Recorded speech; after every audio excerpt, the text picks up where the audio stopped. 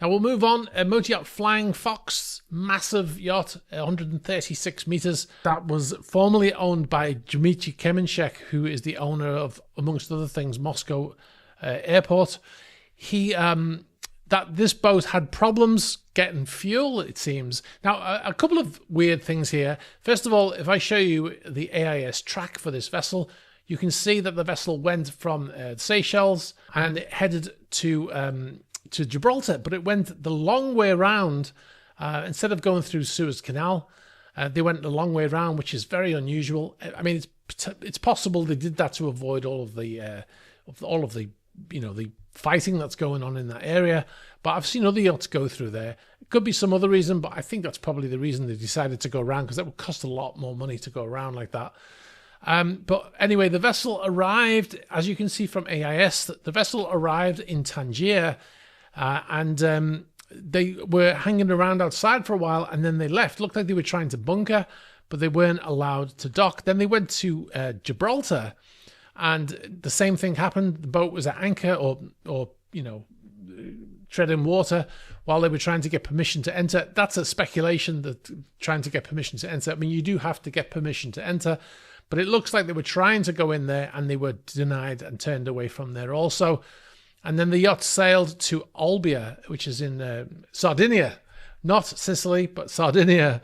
You'll know that joke, or you won't.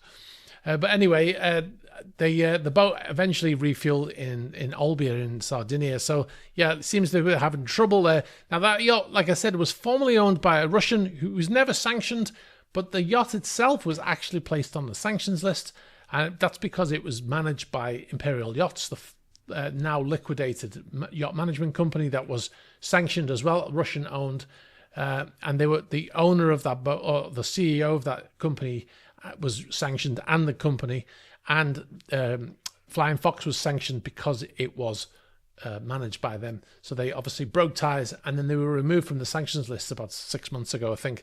And apparently we've been told that the yacht was sold to somebody who lives in the UAE. Now, we don't know who the owner is. Maybe those countries do know who the owner is. I noticed that there's a lot of Russians who have settled in the UAE who've got citizenship there.